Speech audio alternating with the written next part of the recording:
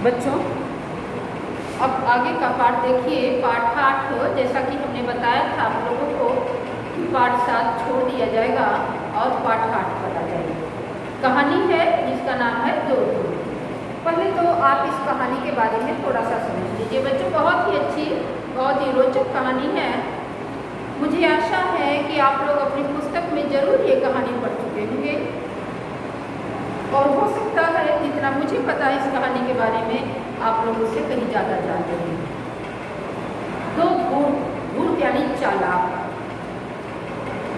इसमें एक राजा है, राजा जिसे कपड़े, नए नए कपड़े, महंगे महंगे कपड़े बनाने का, बनवाने का, पहनने का बहुत ही शौक है। वो प्रत्येक दिन नए नए कपड़े खरीदता है, पहनता है। उसका पूरा राजमहल के हर एक कमरे में कपड़ों की भरमार लगी रहती है। एक समय ऐसा आया कि जब दो धूर्त व्यक्ति, जिन्हें राजा के शौक के बारे में पता चला, तो वो दोनों धूर्त राजा को मूर्ख बनाने के लिए और उसे पैसा ऐंठने के लिए राजमहल में आते हैं और राजा से कहते हैं कि मैं आपके लिए बहुत ही विशेष कपड़े तैयार करूँगा। हम दोनों, आप जब उसको पहनेंगे तो लोग वाह वाह कर उठेंगे। उस कपड़े की विशेषता होगी कि जो समझदार होंगे, बुद्धिमान होंगे, वही उस कपड़े को देख पाएंगे और मूर्खों को वह कपड़ा दिखाई नहीं देगा। राजा सोचता है कि ये तो बहुत अच्छी बात है, मुझे ऐसा वस्त्र बनवाना चाहिए और इससे मुझे अपने राज्य के में मूर्खों के बारे में पता चलेगा कि कौन कौन मूर्ख है। और वो मंत्री से कहते हैं कि इन्हें कपड़ा बनाने के लिए जितना धन चाहिए उतना धन इन्हें दें। इस तरह से वो दोनों धूर्त दिन भर मशीन लेकर के लगे रहते, जिसे देखने वालों को लगता कि ये वस्त्र बुन रहे हैं, लेकिन किसी को कुछ दिखाई नहीं देता। कई दिन बीत गए। राजा के मन में आया कि हमें चल करके वो वस्त्र देखना चाहिए, लेकिन राजा ये सोचकर डरने लगा कि कहीं ऐसा ना हो वो वस्त्र हमें ना दिखाई दे तो लोग हमें मूर्ख समझने लगेंगे। ऐसा सोच करके भयभीत होकर राजा नहीं गया। राजा ने अपने मंत्री से कहा कि जाओ और उस वस्त्र को देख करके आओ कि कितना तैयार हुआ। मंत्री वहाँ गया तो दोनों धूर्त समझ गए मंत्री के आने का कारण। तो दोनों ने कहा कि आइए सरकार और देखिए वस्त्र ठीक ठाक तैयार हो रहा है कि नहीं। लेकिन मंत्री को तो कोई वस्त्र नहीं दिखाई दिया, क्योंकि वस्त्र वो बना ही नहीं रहे थे। मंत्री को कोई वस्त्र नहीं दिखाई दिया तो मंत्री सोचने लगा, मैं कैसे कहूँ कि मुझे कुछ दिखाई नहीं दे रहा है। ये दोनों सोचेंगे कि मैं मूर्ख हूँ, इसलिए मुझे वस्त्र नहीं दिखाई दे रहा है। ऐसा सोच करके मंत्री ने कुछ नहीं कहा और वो राजा के पास वापस लौट गया। राजा ने उससे पूछा तो राजा से उसने कहा कि हाँ हाँ वस्त्र तो बहुत अच्छा तैयार हो रहा है। इस तरह से उसने राजा से कह दिया।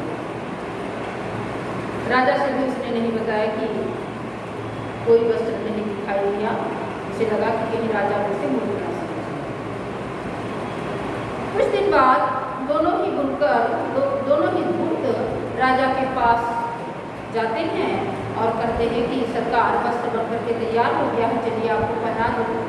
और वो राजा के पूरे वस्त्र उतार देते हैं और स्वयं इस तरह से हाव भाव अपने हाथों से करने लगते हैं कि राजा को लगता है वो वस्त्र बना रहे हैं, लेकिन राजा को कुछ दिखाई नहीं देता।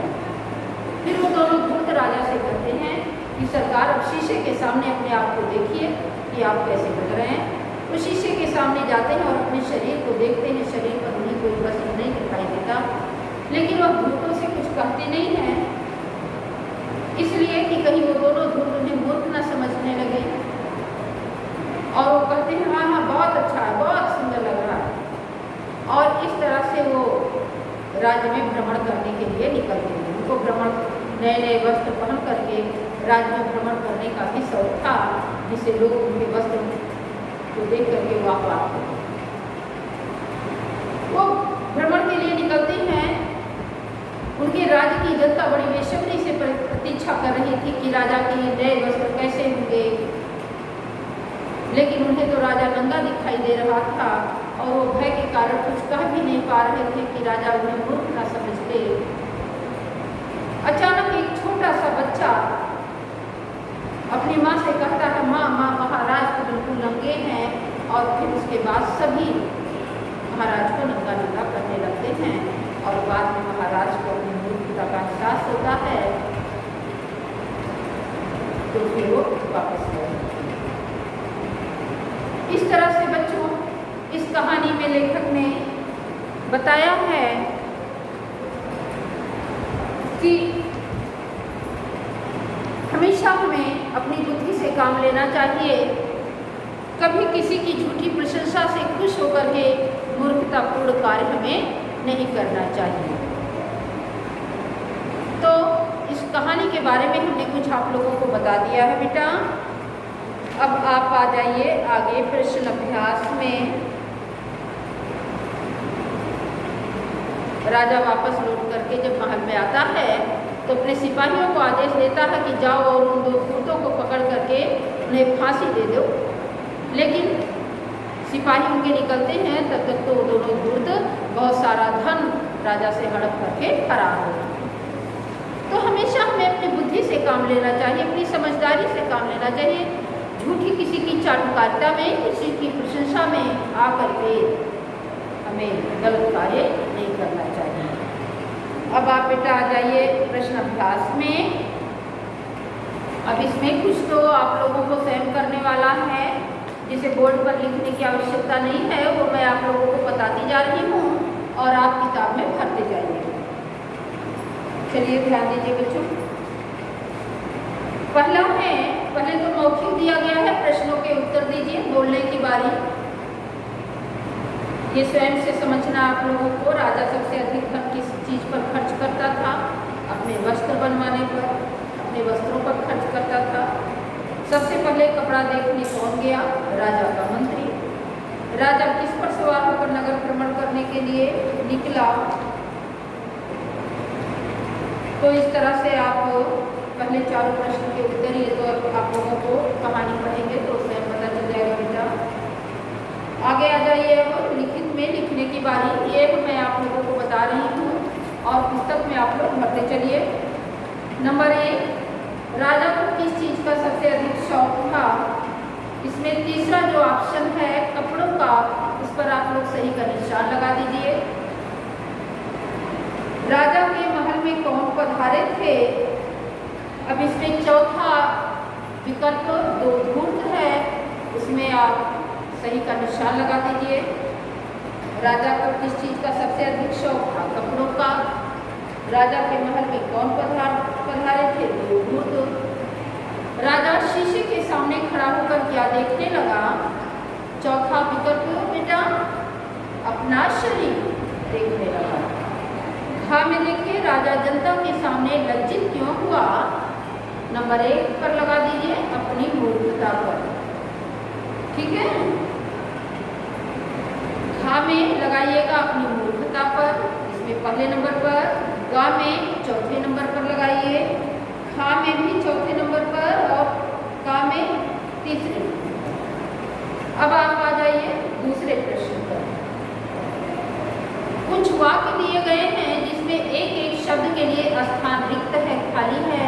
उस खाली जगह में आप लोगों को ऊपर जो मंजूषा में 4 शब्द दिए गए हैं, उन चारों शब्दों में से एक एक शब्द उचित जगह पर भर करके वाक्य पूरा करें। का देखिए, 1 दिन 2, अब धूर्त यहाँ पर देंगे। 1 दिन 2 धूर्त राजा के महल में आए। 1 दिन 2 धूर्त राजा के महल में आए। खा में भरिए, उन्होंने राजा के शरीर भर देंगे वहाँ बच्चों। उन्होंने राजा के शरीर से सारे कपड़े उतरवा दिए। तीसरा, माँ देखो, माँ देखो, महाराज तो बिल्कुल, अब यहाँ भर दीजिए नंगे, महाराज तो बिल्कुल नंगे हैं। घा राजा, अब लज्जित शब्द बचा है ना, लज्जित को यहाँ भर दीजिए। राजा लज्जित लज्जित होकर तुरंत अपने महल लौट आए। ठीक है, एक दिन दो धूर्त राजा के महल में आए। ऐसे वाक्य पूरा हो जाएगा, मैं पूरा वाक्य करके पढ़ दे रही हूँ। उन्होंने राजा के शरीर से सारे कपड़े करवा दिए। माँ देखो, राजा महाराज तो बिल्कुल नंगे हैं। राजा लज्जित होकर तुरंत अपने महल लौट आए। अब तीसरे पर आ जाइए बच्चों। तीसरा, किसने किससे कहा, ये वाक्य है और आगे किसने और किससे, ये दो दो दिया हुआ है बेटा। पहले ऐसे लाइन है, देखिए किसने, और फिर एक लाइन है आगे किससे। तो किसने कहा और किससे कहा, ये आप लोगों को पढ़ना है।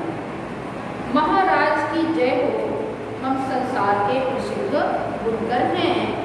ये आप लिखेंगे किसने, किसने में लिखेंगे दोनों धूर्त।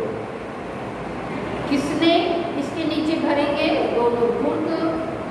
किससे इसके नीचे भरेंगे महाराज। महाराज दोनों धूर्तों ने, और आगे भरेंगे महाराज से। खा में देखिए, तुम लोग आज से ही काम प्रारंभ कर दो, धन की चिंता मत करो। ये अब लिखेंगे किसने, इसके नीचे भरेंगे महाराज ने। किससे, दोनों धूर्तों से। ठीक है, पहला वाक्य तो आप लिखेंगे दोनों धूर्तों ने महाराज से कहा।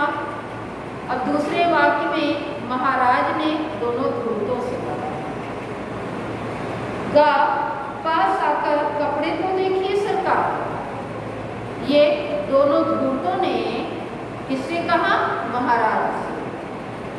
दोनों धूर्तों ने महाराज से कहा। देखो, महाराज तो बिल्कुल नंगे हैं। छोटे बच्चे ने अपनी माँ से। एक मैं बता दे रही हूँ बेटा कैसे आप लोगों को भरना है, ऐसे भरिएगा। ठीक है, तीसरा प्रश्न है, ये देखिए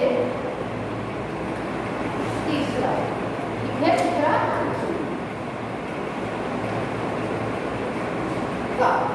का में देखिए ऐसे लाइन बनी है और ऐसे लाइन बनी है।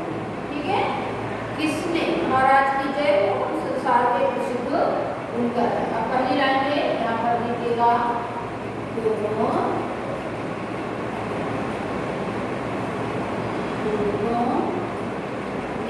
दोनों ने इससे कहा महाराज से। ठीक है, इस तरह से ध्यान दीजिए, ये दोनों भर दिए ना, दोनों लाइन। किसने कहा, दोनों धूर्तों ने। किससे कहा, महाराज से कहा। ऐसे ही आपको पूरा करना है। खा में तुम लोग आज से ही काम प्रारंभ कर दो, धन की चिंता मत करो। ये महाराज ने कहा दोनों धूर्तों से। पहले आप यहाँ लिखेंगे महाराज ने दोनों धूर्तों से। गा में पास आकर कपड़े तो देखिए सरकार। तो दोनों धूर्तों ने कहा, किससे, महाराज से कहा। देखो, महाराज तो बिल्कुल नंगे हैं। छोटे बच्चे ने अपनी माँ से। इस तरह से आपका ये पूरा हो जाएगा। ठीक है, अब चौथा प्रश्न है, निम्नलिखित प्रश्नों के उत्तर दीजिए। ठीक, अब यहाँ मैं आप लोगों को चौथा प्रश्न बोर्ड पे लिख के बता दूँगी। ठीक है, उत्तर मैं लिख दे रही हूँ बच्चों, और प्रश्न आप किताब के माध्यम से। प्रश्न है, राजा का अधिकतर समय कैसे बीतता था। अब इसका आप उत्तर लिखेंगे, राजा का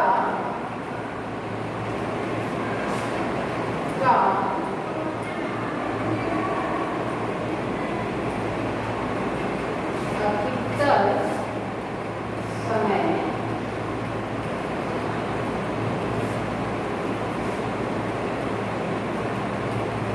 राजा का अधिकतर समय कपड़े पसंद करने,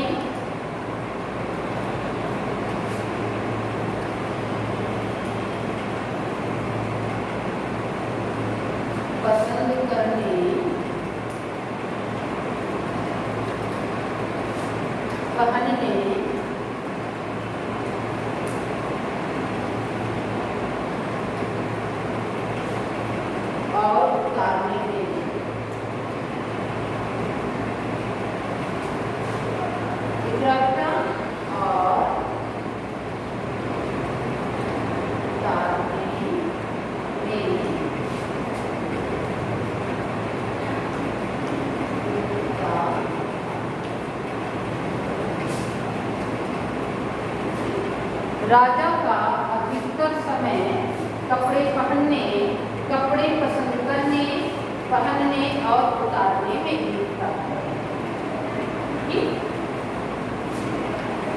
पहला प्रश्न ध्यान दीजिए, पहला प्रश्न बेटा, राजा का अधिकतर समय कैसे बीतता था?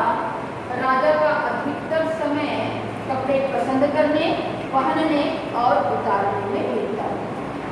दूसरा प्रश्न, धूर्तों ने राजा को अपने कपड़े की क्या विशेषता बताई? अब इसका उत्तर लिख लीजिए। धूर्तों ने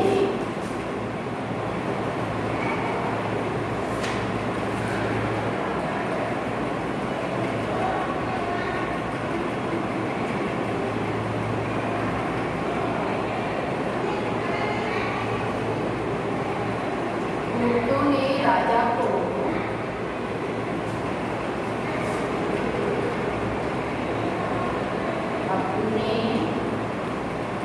कपड़े की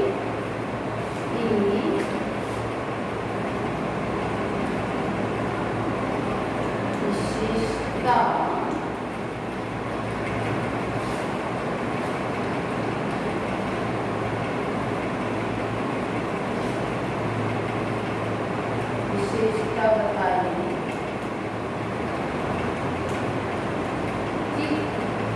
यह केवल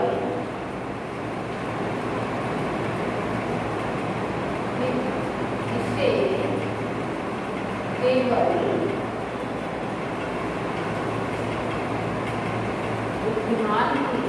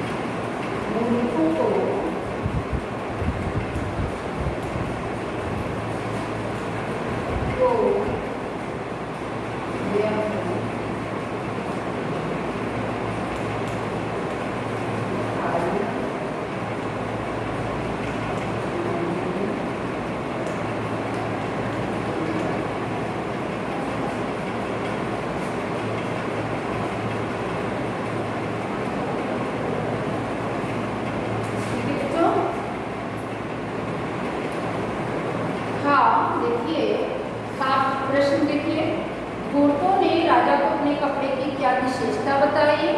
इसका उत्तर देखिए, धूर्तों ने राजा को अपने कपड़े की विशेषता बताई। विशेषता के बाद आप लोग लिख देंगे यह, ठीक है, यहाँ पर यह। धूर्तों ने राजा को अपने कपड़े की विशेषता यह बताई कि इसे केवल बुद्धिमान ही देख सकेंगे, मूर्खों को यह दिखाई नहीं देगा। ठीक, ये हमने बेटा लगा दिया है, यहाँ एक शब्द छूट गया था जिसे हमने उत्तर दिया है, इसको लगाएंगे। अब तीसरा प्रश्न देखिए, राजा स्वयं कपड़ा देखने क्यों नहीं गया? ये तीसरा प्रश्न है। तीसरे प्रश्न का उत्तर आप लोगों को मिलेगा इस अगले पेज पर, उसी पेज पर मिलेगा, दूसरे वाले पेज पर।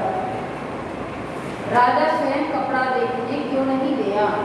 अब इसका उत्तर आप लीजिए।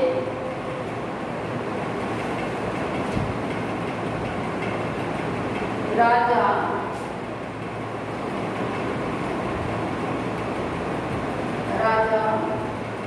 यह सोचकर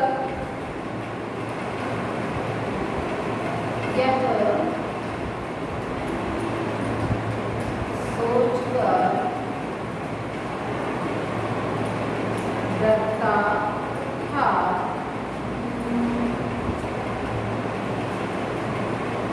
कि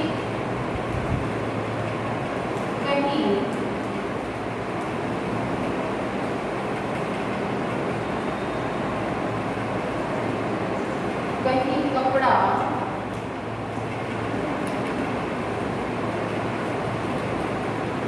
उससे ही ना दिखाई दे।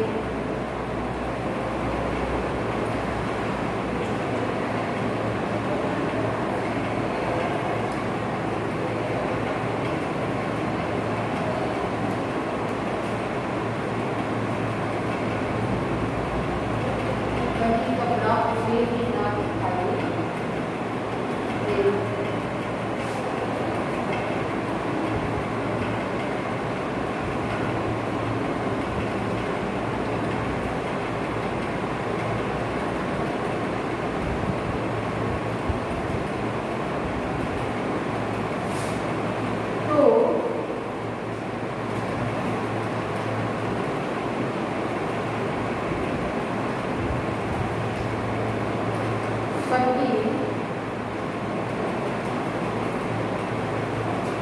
जब जान जाएंगे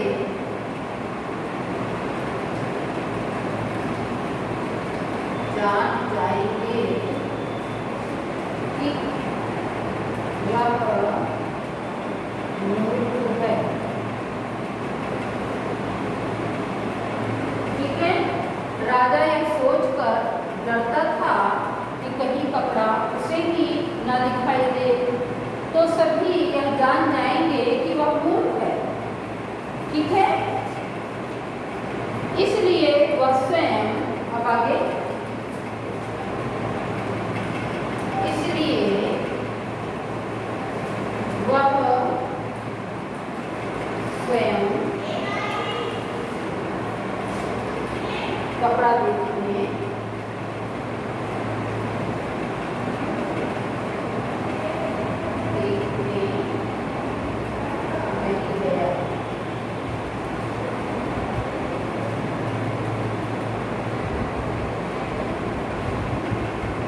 राजा यह सोचकर डरता था कि कहीं कपड़ा उसे ही न दिखाई दे, तो सभी यह जान जाएंगे कि वह मूर्ख है।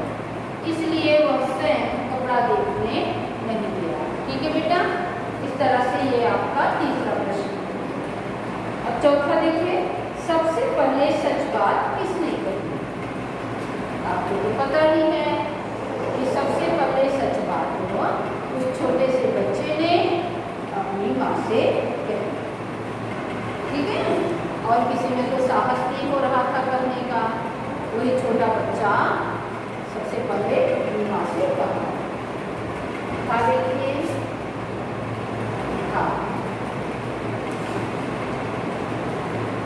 सबसे पहले सच बात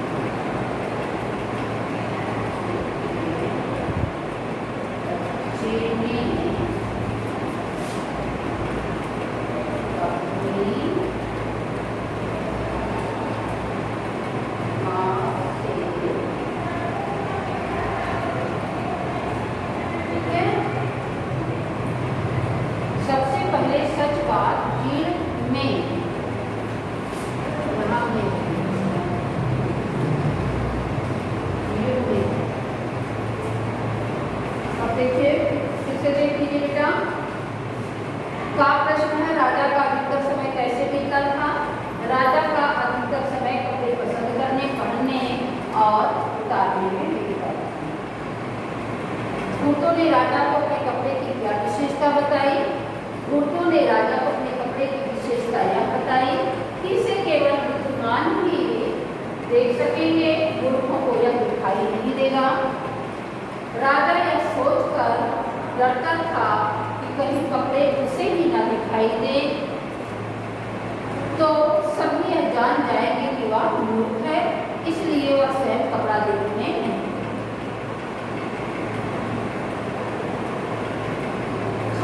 सबसे पहले सच बात भीड़ में एक छोटे बच्चे ने अपनी माँ से कही। ठीक है बेटा, अब ये हो गया आपका प्रश्न। पूरा आप ध्यान से देख लीजिएगा बेटा वीडियो में। यहाँ से देख करके हमने वैसे बोल करके भी बता दिया है, तो यहाँ से देख करके आप लोग अपनी कॉपी में लिख लीजिएगा।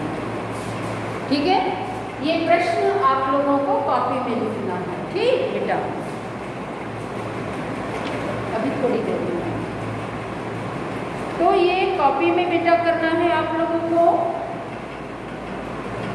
और तो जितना है वो आप लोगों को पुस्तक में ही भरना है। ठीक बेटा, अब 5वें प्रश्न पे आ जाइए बेटा। ये तो चौथा हमने आप लोगों को बताया था। 5वां देखिए, फिर मैं बता रही हूँ और आप पुस्तक में भरते चलिए। समान अर्थ वाले शब्द पर सही का निशान लगाइए। एक एक शब्द पर 3-3 विकल्प दिए गए हैं।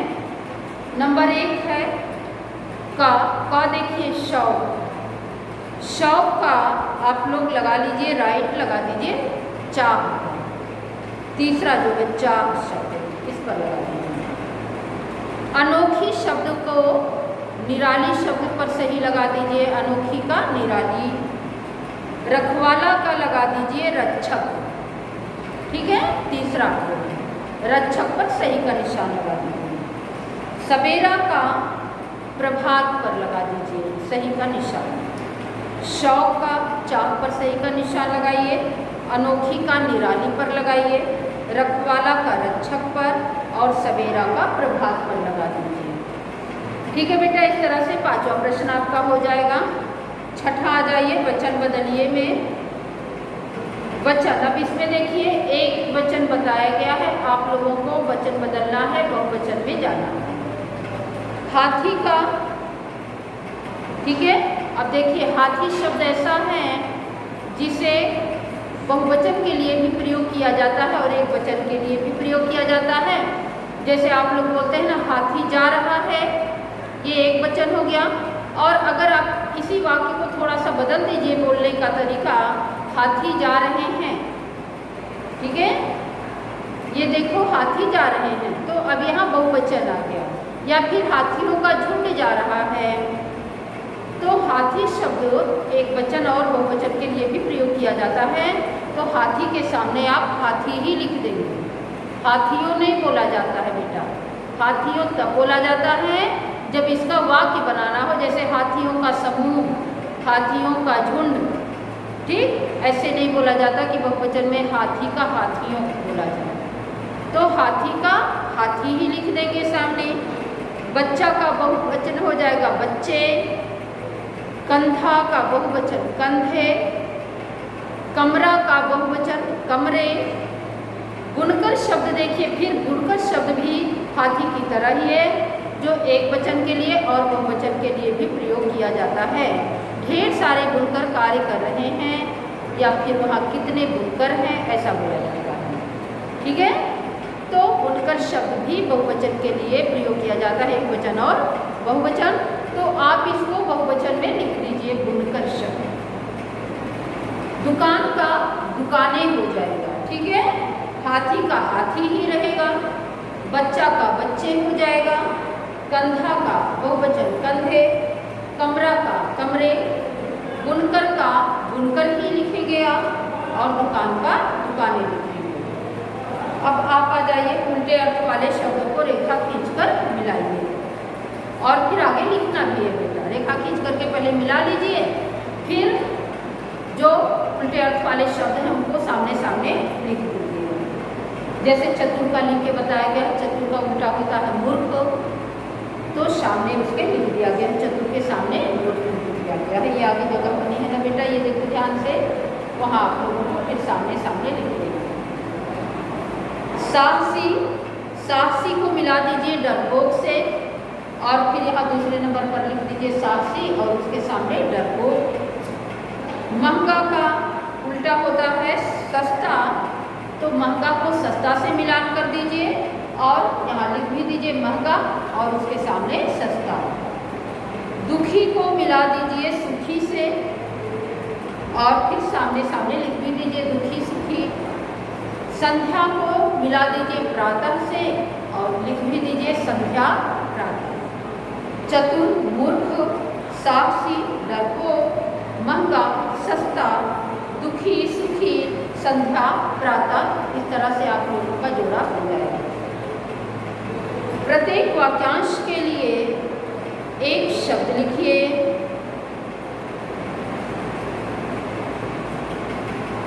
ठीक है, तो अब आप सामने में जो जगह बना है वहाँ लिखना है। कपड़ा बुनने वाला, इसके लिए एक शब्द है बुनकर। यहाँ आया था ना बेटा बुनकर शब्द, वही लिख दीजिए। कपड़ा बुनने वाला बुनकर। कपड़ा बनाने का जो यंत्र होता है उसको कहते हैं हथकरघा। मैं यहाँ लिख रही हूँ बेटा, इसको देख करके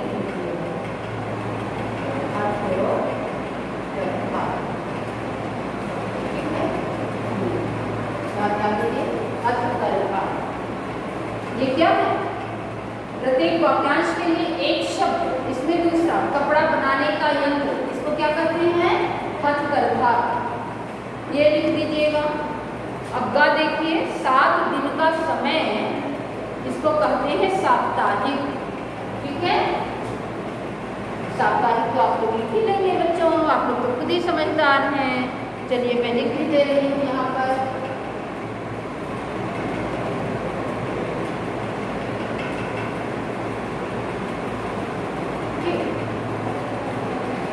कपड़ा बुनने वाला बुनकर, कपड़ा बनाने का यंत्र हथकरघा, 7 दिन का समय साप्ताहिक। अब ये 9वां प्रश्न देखिए, पाठ में से 5 संज्ञा सर्वनाम विशेषण शब्द छाट कर लिखिए। अब इसको आप लोग गृह कार्य में स्वयं से कर लेंगे बच्चों, ठीक है? स्वयं अपने दिमाग से इसको पढ़िएगा, समझिएगा और स्वयं से करिएगा। अब फिर आप लोगों को अगली वीडियो में लेके बेटा।